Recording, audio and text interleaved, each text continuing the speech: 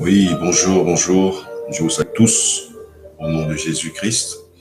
C'est encore avec un grand plaisir que je viens devant vous aujourd'hui pour, euh, pour parler de ce message si important, ce message vraiment qui correspond au temps de la fin. Et oui, dont le thème c'est comment reconnaître un vrai serviteur de Jésus-Christ des faux. Ou bien c'est ainsi, c'est comme ça, c'est ainsi que tu reconnaîtras les vrais serviteurs de Jésus-Christ. C'est vrai que nous sommes vraiment, le nombre ne cesse de diminuer à cause des compromis, beaucoup de compromis que font euh, euh, plusieurs serviteurs, plusieurs soi-disant serviteurs de Dieu. Il y a plusieurs compromis qui se font et vraiment le nombre a tendance à diminuer. Alors oui, c'est très malheureux, c'est vraiment très grave, mais il y a ceux qui le sont consciemment, sciemment, et bien sûr ceux qui ne le sont pas consciemment. Alors, c'est pour cela que je vais permettre aussi à toutes les personnes qui nous suivent, je vais prévenir à certaines personnes qui ont la possibilité de suivre maintenant, sinon, c'est comme je fais d'habitude, hein, donc je vais partager la vidéo vite fait pour permettre à plusieurs d'avoir l'occasion de nous suivre en live. Vraiment, que Dieu vous bénisse. Permettez-moi pendant ce court moment de pouvoir partager ce live. Vraiment, que Dieu vous bénisse.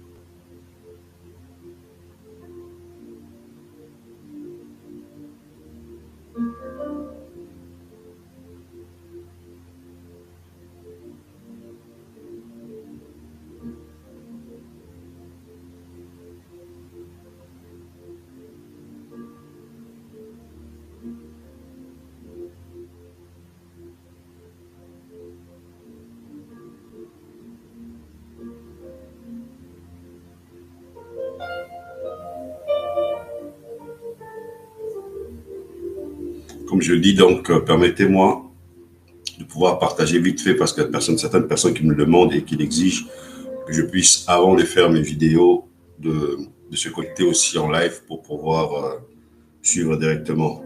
Donc, donnez-moi encore quelques minutes. Vraiment que Dieu vous bénisse pour votre présence et que la faveur, la grâce de Dieu soit votre partage. Vraiment, merci.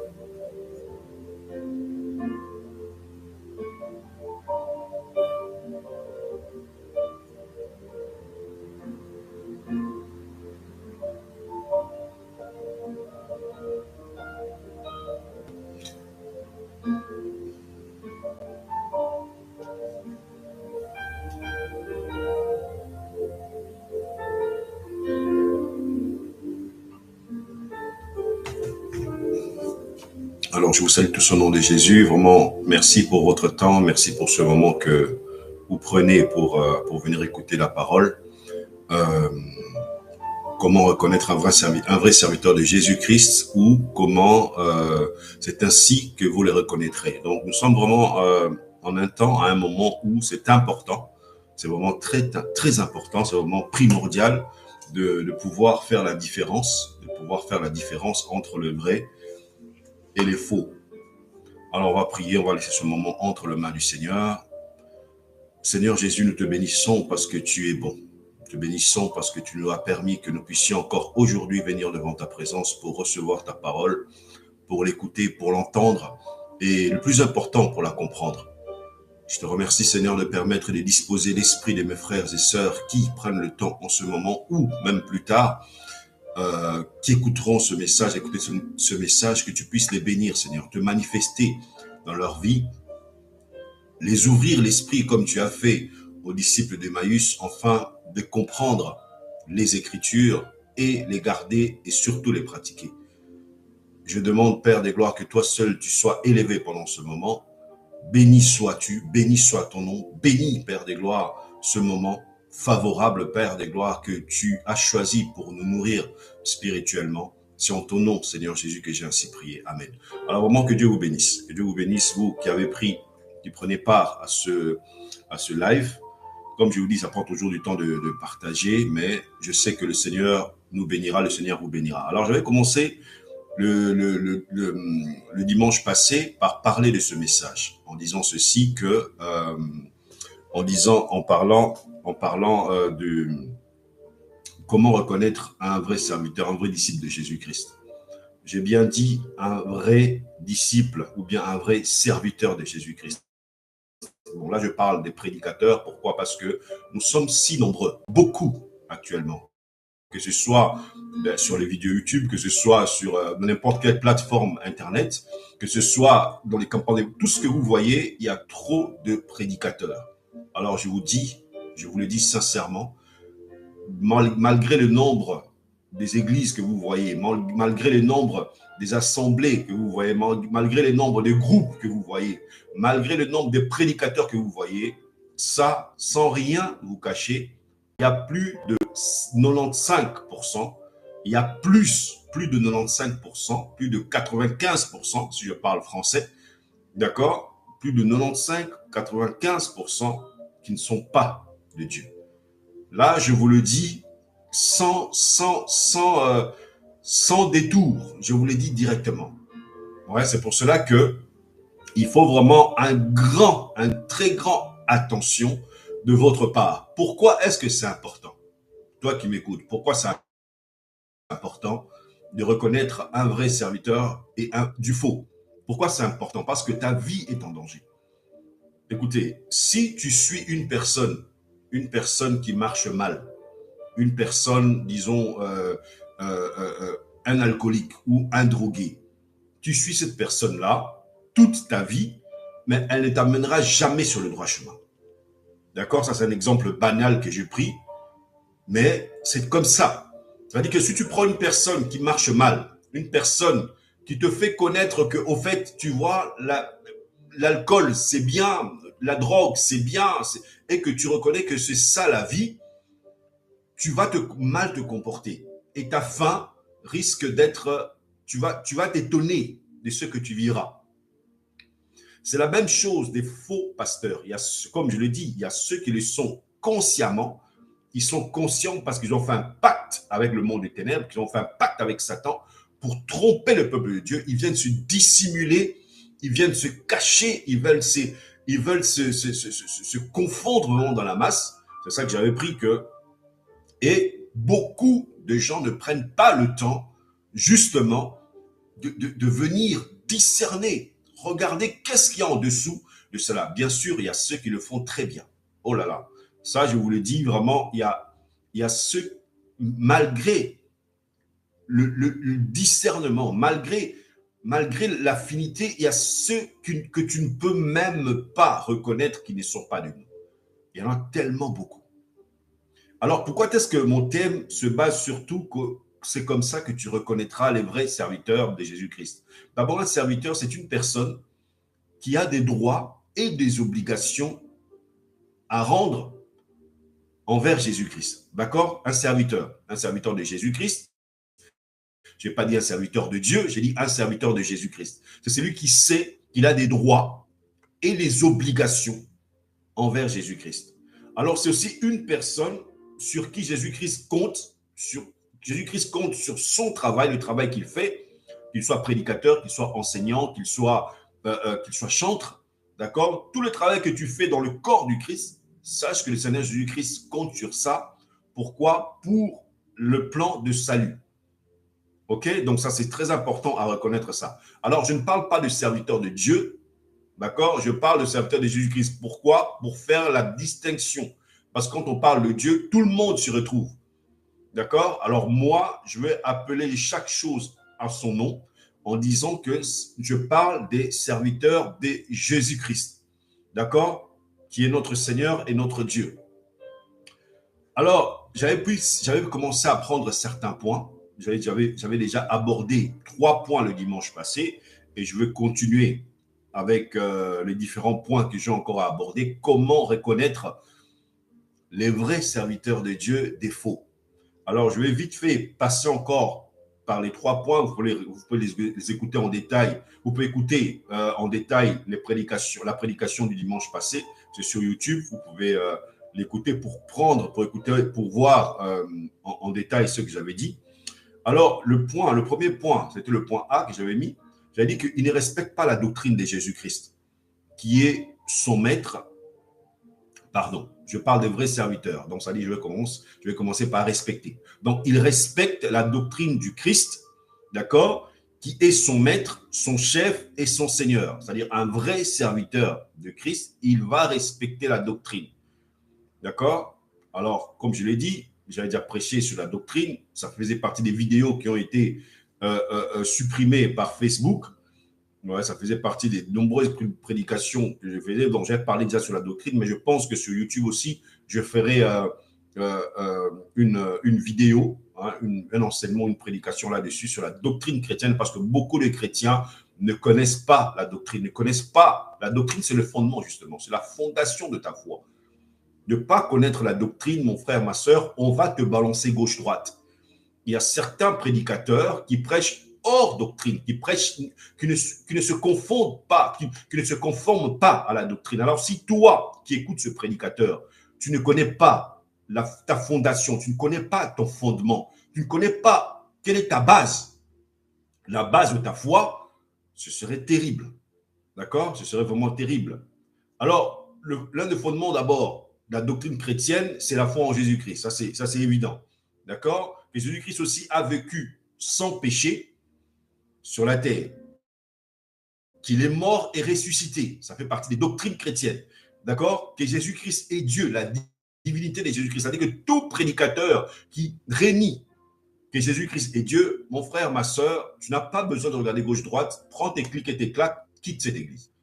D'accord? Vaut mieux chercher Dieu chez toi à la maison et il va t'orienter dans quelle église tu vas aller pour grandir spirituellement que de demeurer dans une église où on nie que Jésus-Christ est Dieu. D'accord? Jésus-Christ est né d'une vierge, ok? Que la parole, la Bible est la parole de Dieu. C'est-à-dire que ce sont des doctrines, ça fait partie, hein, il y en a plusieurs, mais déjà là, je fais un survol de quelques doctrines, c'est qui est essentiel, qui est important, parce que beaucoup de soi-disant serviteurs de Dieu, prédicateurs, mais ils sont carrément contre ça. Ils ne prêchent pas la doctrine. Alors si toi, tu ne connais pas la doctrine, mon frère, ma sœur, ce serait vraiment pas bon du tout pour toi de reconnaître le vrai du faux. D'accord? Alors faisons très attention par rapport. Deuxième point que j'avais pris, j'ai dit qu'un vrai serviteur de Dieu, il ne sert pas pour faire plaisir aux hommes. Un vrai serviteur de Dieu, il fait plaisir à Dieu, il ne fait pas plaisir aux hommes. D'accord? Il se focalise sur Dieu. Alors que les faux serviteurs de Dieu, eux, ils font quoi? Ils servent pour faire plaisir aux hommes. Ils veulent être acclamés par les hommes. D'accord? Ils vont modifier leur prédication, ils vont modifier leurs enseignements pour faire plaisir aux hommes parce que eux, c'est les hommes qui regardent. Troisième point, un vrai serviteur de Dieu a l'amour des brebis. Son cœur est tourné vers les brebis. Il se soucie des âmes. Il se soucie. Il sait que la charge qu'il a, c'est d'encadrer les âmes. C'est de les suivre. Alors, il y met son cœur, il y met sa vie. D'accord? Il y met sa vie, il s'y met dedans. Il ne va pas, pour lui, il sait qu'il a des droits et des obligations envers Jésus-Christ. Et toutes les âmes que le Seigneur lui donne, il sait qu'il doit en prendre soin. Il a cet amour-là. Alors c'est très... Actuellement, vous allez voir un serviteur de Dieu, un faux serviteur de Dieu, qui te dit serviteur de Jésus-Christ, qui ne prend pas soin des âmes. C'est pour ça que ça m'étonne, ça c'est une parenthèse encore, ça m'étonne de voir beaucoup de prédicateurs prier, oh Seigneur, donne-moi une grande église, une grande avec beaucoup des âmes. Mais ça c'est, tu te charges, tu te mets des charges pour rien. Je ne sais pas quel est l'intérêt de ça, mais tu te mets vraiment du charbon sur la tête, toi-même tu ne sais pas. Parce que tu devras rendre compte. Là, je le dis, tu devras rendre compte pour chaque âme dans cette assemblée-là, dans ton église. Qu'ils soient 10, c'est bon, gloire à Dieu. Tu peux les encadrer et tout ça là. Le jour de l'enlèvement, si vous êtes tous enlevés, tu auras ta récompense. Mais maintenant, s'ils sont 100, ils sont 200, ils sont 1000, ils sont 10 000, que vas-tu faire? Tu les suivras comment? C'est pour ça que j'avais donné le dimanche passé quelques idées. Comment s'organiser pour pouvoir avoir des serviteurs qui suivent, qui ont la possibilité de suivre ces âmes en s'organisant dans l'assemblée, dans les églises, et pour pouvoir suivre ces âmes, parce que nous devons rendre compte. C'est-à-dire, un vrai serviteur de Jésus-Christ, il a l'amour des brebis, alors qu'un autre, non, pas du tout. Alors, le nouveau point que nous commençons aujourd'hui, le point...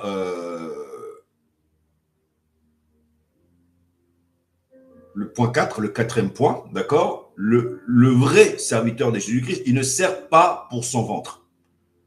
D'accord? Il ne sert pas pour son ventre. Alors, bien sûr, les faux, c'est leur ventre qui regarde.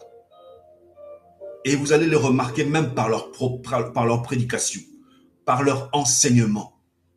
D'accord? Il se sert, lui, il veut se servir d'abord. Lui, c'est le ventre d'abord. Alors que le vrai serviteur de Dieu, le vrai serviteur de Jésus-Christ, lui, il ne s'occupe pas. Il sait que Dieu prend soin de lui. Il sait que le Seigneur le récompensera, que ce soit sur la terre ou au ciel, il sera récompensé d'une manière ou d'une autre. D'accord? Alors pour cela, on va prendre Romains chapitre 16 au verset 17 et 18. Romains 16, verset 17 et 18. Donc là, je suis toujours avec ma version de David Martin parce que c'est la version biblique avec celle de Darby, qui sont vraiment bien traduits du grec, qui ont vraiment suivi, que ce soit le temps ou bien, ils ont assez respecté. Donc, il y a un très grand respect vraiment de la traduction, de la traduction du grec. Donc, vraiment, on va prendre, donc, je dis Romains chapitre 16, verset 17 à 18. Je lis ceci, je lis au nom de Jésus. Or, je vous exhorte, mes frères, de prendre garde à ceux qui causent des divisions et des scandales contre la doctrine que vous avez apprise. Alors, vous allez voir que l'apôtre Paul insiste encore quand il écrit aux Romains de prendre garde de ceux qui causent des scandales par rapport à la doctrine. C'est-à-dire que si tu connais la doctrine, tu pourras reconnaître, d'accord? Tu pourras reconnaître qui est de Dieu et qui ne l'est pas. D'accord? Faisons très attention par rapport à ça. Par rapport contre la doctrine que vous avez apprise. Donc, c'est-à-dire que vous êtes normalement, en tant que chrétien, vous êtes censé connaître la doctrine, connaître votre fondement. Et de vous éloigner d'eux. C'est-à-dire qu'il ne donne pas même pas d'issue. Il dit carrément de vous éloigner de ces genres de personnes. C'est-à-dire que tu ne peux pas dire que non, ok, donc il a peut-être fait une erreur ou quoi. Écoute, l'apôtre Paul est catégorique. Il dit de tous ceux qui créent des scandales. Combien de scandales nous ne voyons pas? Des prédicateurs, des enseignants, tout ce que vous voulez, des chantres. Quel scandale vous n'avez pas vu de ces prédicateurs-là? Et malgré ça, il y a toujours des gens qui les suivent. Donc, vous voyez, il y a un tel degré d'envoûtement et de séduction que vous ne pouvez pas comprendre. Ce genre de prédicateur, il tombe, il vient, il se répand, il pleure, il confesse, et puis il recommence encore. Mais c'est quoi ce truc? Il dit carrément, si tu remarques ça, écarte-toi. Verset 18. Car ces sortes de gens ne servent point à notre Seigneur Jésus-Christ, mais leur propre ventre. Et par des douces paroles et des flatteries, ils séduisent le cœur des simples. L'apôtre Paul est clair. Il dit quoi? Il dit, car ces sortes de personnes, ils ne servent pas Jésus-Christ. Bien que Jésus-Christ peut être là, il peut être là, le nom du Seigneur est là, mais ils ne servent pas Jésus-Christ, mais ils servent leur propre ventre et par des douces paroles et des flatteries. C'est-à-dire qu'ils viennent justement à la séduction. Par les douces paroles, ils viennent te flatter, ils viennent te séduire. Ils viennent, pourquoi? Pour séduire le cœur des simples, des personnes justement qui n'ont pas un fondement solide, des personnes qui ne sont pas stables au niveau de la connaissance, des personnes qui ne sont pas stables au niveau de la foi, c'est-à-dire que leur foi se balance. Donc, ça veut dire que tu peux le manipuler facilement. C'est ça ce que l'apôtre Paul dit. Il y a tellement de personnes comme ça, eux, c'est leur ventre. Ils peuvent tout faire pour se satisfaire eux-mêmes. Philippiens chapitre 3, versets 17 à 19. Philippiens 3, versets 17 à 19.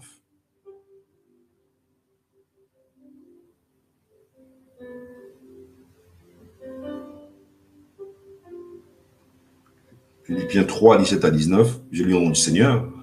Soyez tous ensemble mes imitateurs, mes frères, et considérez ceux qui marchent comme vous nous avez pour modèle.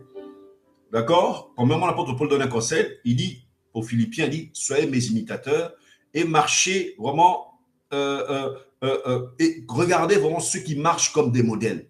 Ces exemples-là, suivez ces genres de personnes. Verset 18. Car il y en a plusieurs qui marchent d'une telle manière que je vous ai souvent dit, et maintenant je vous le dis encore en pleurant, qu'ils sont ennemis de la croix de Christ. Il y a plusieurs, par leur prédication, par leur façon de vivre, tu le remarques vraiment, c'est un ennemi de la croix. Il continue au verset 19, il dit, desquels la fin et la perdition, desquels le Dieu et le ventre. C'est-à-dire que, desquels eux, ils ont fait du ventre leur Dieu. Eux, c'est manger, boire, servir pour le bien-être, servir pour être à l'aise. Peu importe s'il faut détruire la vie des âmes, s'il faut exploiter la vie des âmes, des fidèles, des brebis, peu importe. Eux, c'est d'abord se servir eux, d'abord manger eux, d'abord se reconforter. Il va, même leur prédication, que tu le veux ou pas, sera tournée vers cette direction. Leur prédication, d'accord? Et desquels la gloire est dans leur confusion, n'ayant affection que pour les choses de la terre. C'est-à-dire, eux se focalisent simplement sur les choses de la terre. Eux, c'est le ventre. Tout ce qui a trait le ventre. Tous ceux qui veulent, ils veulent manger, ils veulent boire, ils veulent se satisfaire, ils veulent être bien, des belles voitures, des belles maisons. Peu importe, ils peuvent te faire 25 offrandes en un seul culte. Donc, c'est-à-dire que 50 appels de fonds, eux, ils veulent exploiter jusqu'à la dernière centime, justement pour se satisfaire eux-mêmes. Il y en a beaucoup dans chaque continent, dans chaque pays où il y a des églises de Dieu.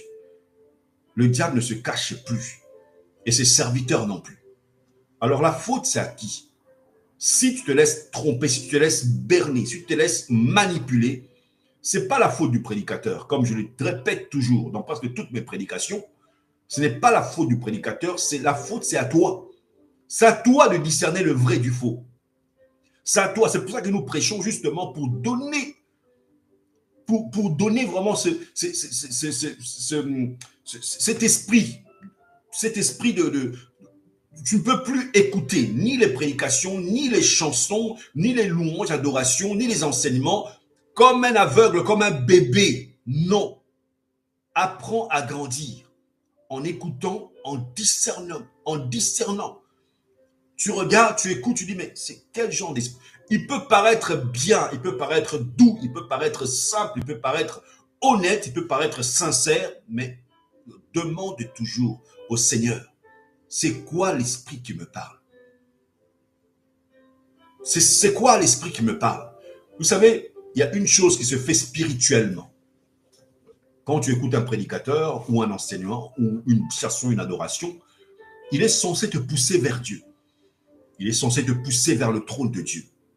Il n'est pas censé te détourner de Jésus. Il n'est pas censé, n'importe quel enseignement, prédication, il doit te rapprocher de Dieu. Il doit te rapprocher du trône de Dieu. Parce que chaque prédication que tu écoutes, chaque louange, adoration que tu écoutes, ça te transporte. Ça dit que tout vrai prédicateur que tu entends, tout vrai prédicateur, tout vrai chantre de Dieu, de Jésus-Christ que tu écoutes, il te porte devant le trône. Il te porte au royaume de Dieu. Il te transporte. Que ce soit pendant la prière d'intercession, que ce soit pendant la louange, c'est un modérateur, il est en train de modérer, que ce soit un prédicateur, c'est-à-dire que eux, pendant que vous êtes là, votre esprit est transporté dans le royaume de Dieu. C'est ça. C'est pour ça qu'il y a beaucoup de personnes, pendant les louanges, pendant l'adoration, pendant même des prédications, qui sentent des mystères en eux, qui sentent des choses qu'ils ne peuvent pas exprimer. Quand un vrai serviteur est en train de prêcher. Quand un vrai chantre chante, loue Dieu de tout son cœur, il peut même chanter faux. Hein. Il peut même chanter faux, il peut chanter hors gamme, mais tellement que son cœur, c'est un vase disponible. Devant Dieu, Dieu l'accepte, même si les hommes, vous le rejetez à cause de ces fausses gammes, mais tellement que son cœur, c'est un vase utile à Dieu. Oh là là, en ce moment-là, sa chanson est acceptée devant Dieu et Dieu aussi vous transporte devant lui. Il vous accepte. C'est-à-dire que vous recevez des bénédictions à travers ce serviteur ou à travers ce chantre, à travers ce serviteur de Dieu. D'accord? Donc c'est très important. Et bien sûr, tout faux serviteur, il ne vous transporte, il ne vous emmène nulle part. Au contraire, il vous donne l'avant-goût de l'enfer. C'est-à-dire que toute personne, tout prédicateur qui n'est pas de Dieu, auquel tu tends ton oreille, il va t'exploiter. Ton étoile, tes dons, tes talents, il va t'exploiter. Il y a des choses qui peuvent enlever dans ta vie que tu ne pourras plus jamais récupérer. Faisons très attention par rapport à ça. C'est pour ça que je dis que tu ne peux pas donner ton oreille à n'importe qui. Tu ne peux pas te laisser imposer les mains. Tu ne peux pas donner ton temps, même pas 3, 4, 5 minutes à n'importe. Si c'est un faux chantre, tu ne peux même pas. Tu ne peux même pas. Là, je parle des serviteurs de Jésus-Christ. Faisons très attention. Des faux serviteurs, tu ne peux même pas, ne te permets même pas de tendre ton oreille à ces genres de personnes. Ne permet pas. Parce qu'il y a tellement des faux qui sont là simplement pour exploiter. Ils t'exploitent matériellement, financièrement, et t'exploitent spirituellement aussi. Ils te volent tes étoiles, ils te volent tes dons, tes talents, ils te volent. Ils le font. Sciemment, consciemment. Ils savent ce qu'ils font. Alors faisons très attention par rapport à ça. C'est pour ça que je dis, j'insiste, ne mets pas les pieds n'importe où. Prie ton Seigneur à la maison et demande-lui l'orientation, où est-ce qu'il veut que tu sois. D'accord? Alors, le 5e point. Un vrai serviteur de Jésus-Christ, quoi? Il ne se vante pas de ses biens. C'est-à-dire que, oh là là, il reconnaît que si il est béni, que si il est bien portant, c'est Dieu qui le permet. C'est Jésus-Christ qui le permet. C'est Jésus-Christ qui le veut. C'est pour ça qu'ils ne sont pas là pour se vanter. Il n'est pas là il ne se vante pas. Non, mais moi, bon, j'ai 5 grandes maisons, 3 villas, je voyage par-ci, par-là, au moins, bon, tout le temps, je suis en voyage, j'ai ceci, cela, j'ai une firme avec, bon, je sais pas, 1000 travailleurs, j'ai 15 voitures, dernière collection, j'ai ceci, mes vêtements, je ne porte pas n'importe quel vêtement, je mets... Ça nous amène où? Ça nous emmène où? Ça nous apprend quoi? Ça nous sauve en quoi? Ça nous sauve en quoi? Ça nous bénit en quoi? Ça te bénira en quoi d'entendre ça? Ça te bénira en quoi d'écouter ça? Il y a des prédications, il y a des églises qui sont devenues comme des on va appeler ça comment, des boutiques de mode. C'est-à-dire que chaque personne, donc on vient s'habiller, il y a des personnes qui vont chaque semaine acheter des vêtements pour le culte prochain, pour le dimanche prochain. On doit me voir bien portant, on doit me sentir. Là, le prédicateur a cet esprit-là aussi. Et vraiment, il transmet aussi cet esprit-là. Ben, comme je vous dis, c'est un esprit, il transmet cet esprit chez les fidèles. Les fidèles viennent et ils se vendent de ses biens. Et il est content aussi quand on le gloire. Ah non, pasteur, aujourd'hui tu as changé des costumes. Tu vas voir, regarde ça, vraiment, ça va coûter je ne sais pas combien. Il commence à se vanter. Un vrai serviteur ne se vante pas de ses biens. Il sait que c'est Jésus-Christ qui lui a donné. Je reprends Philippiens chapitre 3, verset 19.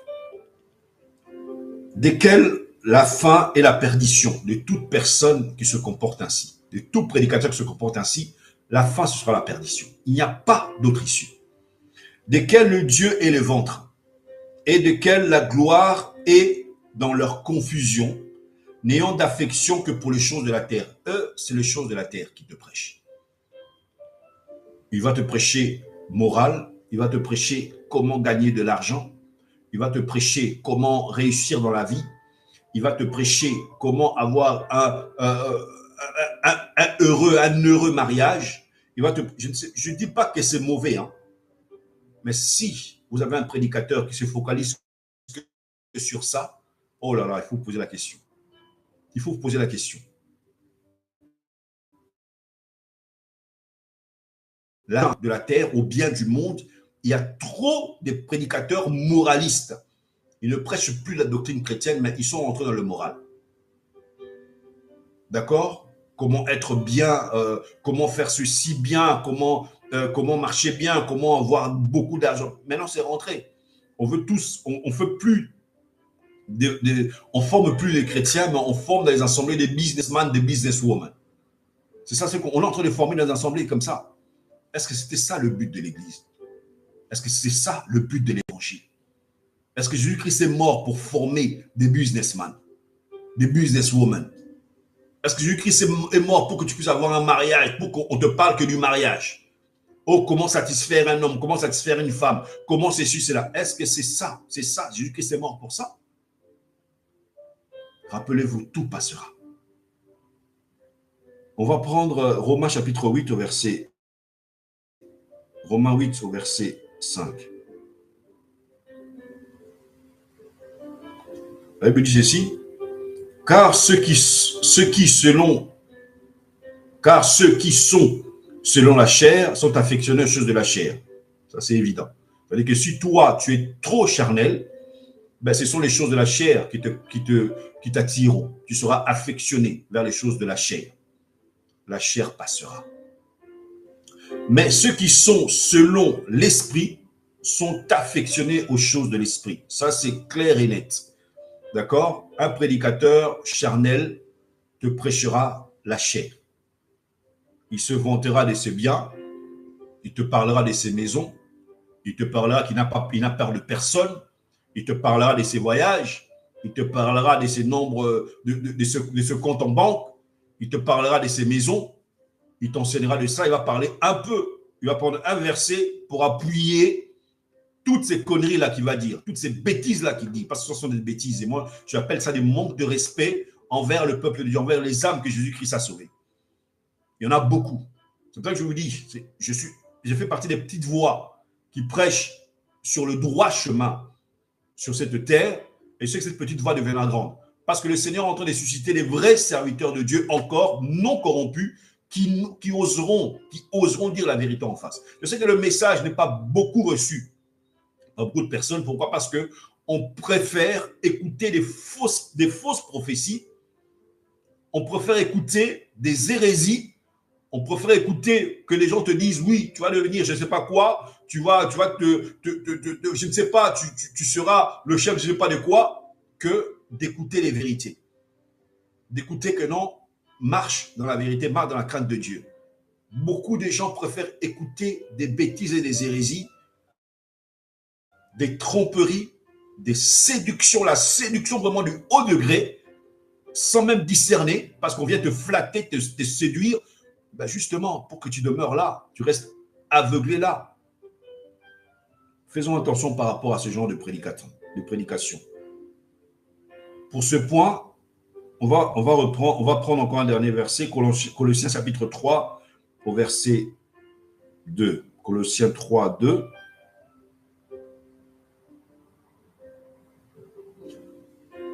La Bible dit ceci. On va prendre à partir du premier verset. Si donc vous êtes ressuscité avec Christ, d'accord, parce que si tu reçois Jésus-Christ dans ta vie comme ton Seigneur et Sauveur, sache que tu es mort avec lui et tu es ressuscité avec lui. Cherchez les choses qui sont en haut. Toi, focalise-toi, comme tu es un homme spirituel, tu es né selon l'esprit, cherche maintenant les choses qui sont en haut, où Christ est assis à la droite de Dieu.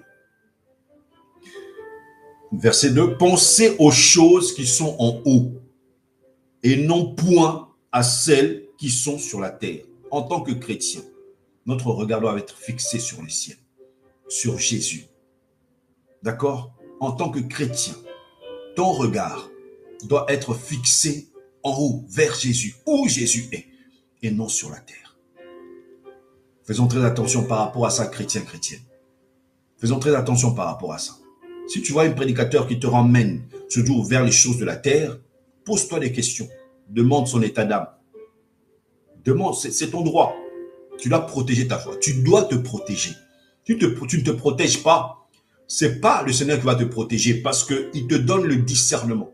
Il te donne la parole. Il te donne le Saint-Esprit. Mais tu veux encore quoi? Que veux-tu encore? Il te donne tu as la parole de Dieu. Tu as l'Esprit de Dieu. Tu as le discernement. Ça veut dire que tu as tellement des éléments en toi qui sont là justement pour t'avertir, pour te prévenir, mais que tu n'utilises pas. Alors la faute, c'est à qui? C'est pour ça que je dis, il y a beaucoup de chrétiens qui vont se retrouver en enfer, ou bien les chrétiens qui vont rester, parce que l'enlèvement, il reste moins d'une minute. Spirituellement parlant, prophétiquement parlant, il reste moins d'une minute. Nous sommes au temps de la prolongation. C'est pour ça que j'ai fait la prédication sur l'enlèvement aurait dû être en 2007. Nous sommes en 2024. Faisons très attention. Nous sommes en plus que la prolongation même. Ça, c'est vraiment la dernière patience de Jésus avant son retour. Il y a beaucoup de chrétiens qui vont rester. Beaucoup de chrétiens. Dans des mauvaises églises. Il sait, il voit, il entend que ce prédicateur-là prêche des faussetés. Il entend que ce chantre-là. Parce que même écouter des chansons qui ne sont faussement chrétiennes, qui ne sont pas issues d'un vrai chrétien, ça peut te nuire. Ça peut te nuire spirituellement. Faisons très attention. Alors, combien plus forte raison les chansons païennes. Alors, faisons très attention, les chansons profanes. 6e point. Il ne cherche pas la notoriété, il ne cherche pas le védétariat. Combien de prédicateurs, oh là là, combien de prédicateurs j'ai vu qui cherchent à se vanter. Un vrai serviteur de Dieu, il ne cherche pas la gloire. Il ne cherche pas à se vanter. Il ne cherche pas à devenir le super pasteur. Comme on voit, il y a ceux qui changent des titres, ils changent des noms, ils changent tout ce que vous voulez. Justement pour se faire voir, il veut devenir le super pasteur, le pasteur éminent, le leader des pasteurs. Il veut devenir le pasteur le plus préféré. Il veut devenir le bishop, l'extra-bishop, tout ce que vous voulez. Il y a même certains qui cherchent à s'associer, à devenir partenaires avec des faux serviteurs de Dieu, des faux agents, de faux serviteurs de Jésus-Christ. Pourquoi? Parce qu'ils ont fait un nom. Écoutez, tout ce qui brille n'est pas de l'or. Faisons très attention, mes frères et sœurs. Tout ce qui brille n'est pas de l'or. Tu ne peux pas toujours... y a beaucoup de prédicateurs qui cherchent ça, qui cherchent à se faire un nom, mais peu importe la façon dont ils se comportent, ils veulent se faire un nom. Ils veulent se faire un nom. Ils se vantent de ce qu'ils ont. Ils veulent, il y a un esprit de compétitivité là. D'accord? Prouver qu'on est mieux que l'autre en critiquant l'autre. Et on veut faire mieux en se vantant, on veut faire mieux. Tu veux faire mieux et tu commences maintenant à choisir des prédicateurs que tu vas critiquer, que tu vas rabaisser, que tu vas dénigrer pour que toi, tu sortes plus. C'est pas ça. On n'est pas là pour se concurrencer, mais on est là pour se compléter. C'est ça l'esprit du vrai chrétien. C'est ça la vision de l'évangile. C'est ça la vision du Christ. On n'est pas là pour se concurrencer, mais on est là pour se compléter. D'accord? C'est très important. Alors, vous allez voir des prédicateurs, eux, c'est critiquer. Il veut simplement critiquer l'autre. Il critique l'autre, il veut simplement rabaisser l'autre pour que lui sorte. Parce que lui, ce qui l'intéresse, c'est il veut devenir une vedette. Il change des titres, il change des noms. Il change son accoutrement, il change sa façon de marcher, il adapte maintenant sa façon de prêcher. Pourquoi? Parce que lui, il cherche, il veut paraître, il veut que le monde le voie, il veut être vu de tous les hommes. D'accord? Lui, il cherche à devenir une vedette, une star. C'est ça l'esprit de plusieurs prédicateurs actuellement. Et vous en connaissez aussi. 1 Jean chapitre 2 au verset 16, la Bible dit ceci: car tout ce qui est au monde, c'est-à-dire la convoitise de la chair, la convoitise des yeux et l'orgueil de la vie, n'est point du Père, mais est du monde. C'est-à-dire que tout ce que toi tu cherches, tout ce que ces prédicateurs-là cherchent, l'orgueil, la convoitise, être vu des hommes, il veut être une vedette. Oh, moi, je suis le meilleur prédicateur, c'est moi qui a porté ça en premier ici. C'est moi qui ai employé ces termes de la Bible. C'est moi qui d'autre? C'est moi. Regardez un peu comment je suis. Mais tu cherches qui? Un prédicateur ne peut même pas se permettre de dire ces genres de choses. Un prédicateur est là pour recadrer. Un vrai prédicateur ne cherche pas des végétariens. Lui, c'est prêcher la parole authentique et véridique. D'accord? La parole authentique et véridique. Proverbe chapitre 16 au verset 18. Proverbe 16, 18. La Bible dit ceci: l'orgueil va devant l'écrasement et la fierté d'esprit devant la ruine. D'accord? D'autres versions disent l'orgueil précède, l'orgueil va devant l'écrasement. C'est-à-dire que toute personne qui s'enorgueille, il va droit à s'écraser. D'une façon ou d'une autre, d'une manière ou d'une autre. Donc, il cherche à te lever au-dessus de tous les serviteurs de Dieu. À être vu, sache que tu vas t'écraser, mais vite fait. Et il dit encore une chose, que la fierté d'esprit devant la ruine. Ça veut dire que nous sommes les simples comme des colombes. Et non avoir toujours la tête, je ne sais pas, élevée à quel niveau, pour que les gens te voient, pour que les gens te considèrent, pour que les gens puissent t'acclamer, je ne sais pas à quel niveau, à quelle dimension. Non, on ne recherche pas ça. Nous, ce que nous recherchons, c'est que les âmes soient sauvées. Romains chapitre 12, au verset 3. Or, par la grâce qui m'est donnée, je dis à chacun d'entre vous, là, l'apôtre Paul reconnaît que c'est par la grâce. Si tout ce qu'il fait, tout ce qu'il a fait, il a reconnu que c'est par la grâce. Or, par la grâce qui m'est donnée, je dis à chacun d'entre vous que nul ne présume d'être plus sage qu'il ne le faut. D'accord? C'est-à-dire qu'il dit que personne ne se voit ou ne se montre plus sage qu'il le faut. D'accord? Mais que chacun pense modestement de soi-même. C'est-à-dire que avoir des pensées modestes, c'est d'humilité. Selon que Dieu a départi à chacun la mesure de la foi. C'est-à-dire que là, l'apôtre Paul conseille que quelle que soit la grâce que tu as, mais que ça ne te fasse pas de toi devenir un orgueilleux, un vantard, une personne qui élève, qui regarde les autres comme étant rien du tout, parce que tu as de la connaissance, parce que tu as des comportements, parce que je ne sais pas quoi, d'accord? Alors faisons très attention par rapport à tout ça, parce que notre Dieu est juste. Oui, notre Dieu est juste. Il dit que si tu n'as pas l'amour, tu peux avoir la connaissance, le mystère, connaître le mystère, être un vrai prophète. Si tu n'as pas l'amour, tu n'es rien aux yeux de Dieu. Et c'est ça, ce que se passe dans la vie de plusieurs serviteurs de Dieu, de plusieurs faux serviteurs de Dieu. Ils se croient à un niveau, à une dimension telle que Dieu ne les considère même plus. Dieu ne les gère même plus. Il les laisse faire à leur tête. Il y a plusieurs qui sont maintenant comme ça. Pourquoi en cherchant toujours la notoriété, ils veulent être vus des hommes, ils veulent être acclamés par les hommes et ils ne veulent pas considérer le travail des autres. Comme je le dis, nous sommes là, pas pour se concurrencer, mais pour se compléter. D'accord? Alors pour cela, je prends 1 Corinthiens chapitre 3, verset 10. Selon la grâce de Dieu qui m'a été donnée, encore une fois, l'apôtre Paul répète aux chrétiens de Corinthiens que c'est la grâce qui m'a été donnée.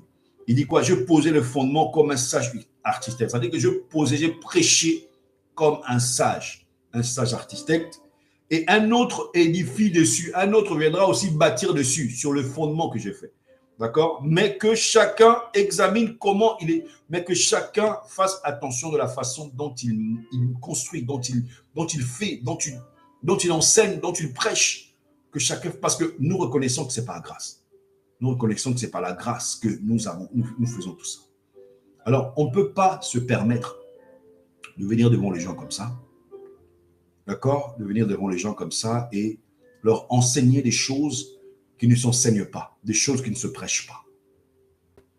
D'accord? On ne peut pas venir se vanter devant les gens comme ça en disant des hérésies, en disant des choses contre,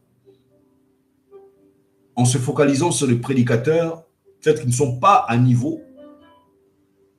Mais je dis que bon, tous les prédicateurs que le Seigneur Jésus-Christ envoie, ils ont déjà un certain bagage pour encadrer, pour enseigner, pour édifier, pour construire la vie des brebis, la vie des âmes. D'accord? Mais si toi, tu as une connaissance un peu avancée par rapport aux autres, ne dénigre personne parce que tu veux qu'on te voie, parce que tu veux être, parce que, écoutez, faites très attention. D'accord? Faites très attention. L'orgueil précède l'écrasement. Faisons très attention par rapport à ça. Alors, un vrai serviteur de Christ. Il y a encore 3 points qui me restent. Ce sont des points vraiment très importants. Et pour ces points, je prendrai vraiment le temps de les méditer, de les dire, de les enseigner le dimanche prochain, à partir de 9h toujours. D'accord? Ce sont des points très essentiels. Un vrai serviteur de Dieu, il fait quoi? Je rentrerai en détail le dimanche prochain. Un vrai serviteur de Dieu, quoi? Il prépare l'Église au retour du Seigneur. En leur prêchant, en leur enseignant sur le péché, sur la sanctification. C'est ça, un vrai serviteur de Jésus. Beaucoup ne font pas ça. Comme j'ai dit, ce sont des points qui me restent, j'ai 3 points qui me restent. C'est-à-dire qu'un vrai serviteur de Christ, il prépare l'Église au retour de Jésus. Il prépare l'Église en prêchant sur la sanctification, sur le péché, sur la crainte de Dieu. Un vrai serviteur de Jésus-Christ, il ne prend pas les fidèles pour ses serviteurs. Combien de serviteurs nous avons vus? Il a fait devenir l'Église, son assemblée, tout le monde, ce sont ses fidèles. Tout le monde, ce sont ses serviteurs, pardon. Il a une petite tache à sa chaussure, il appelle quelqu'un, hey, viens ici. Il est en train de prêcher comme ça, il transpire un peu, on doit lui suer le visage. On doit lui porter la Bible, on doit lui faire ceci, cela. Mais est-ce que tu comprends un peu le danger qu'il y a là? Un vrai serviteur de Dieu, il considère les âmes de Christ. Oh là là, il considère les âmes que... On va parler de ça dimanche prochain en détail. Un vrai serviteur de Dieu, il n'est pas prétentieux. D'accord? Il ne se croit pas le boss de la vie des fidèles. Que non, si tu quittes l'église, tu vas voir ce qui va t'arriver. J'ai un mot à dire sur ta vie. J'ai un mot à dire. Sans moi, tu ne peux pas avancer. Tu ne peux rien faire sans moi. Regardez un peu la prétention, mais grave, de certains serviteurs de Dieu. On va rentrer dans le détail. D'accord? Le dimanche prochain, on a ces 3 derniers points à prêcher. Donc, je m'arrête là, je m'arrête ici aujourd'hui.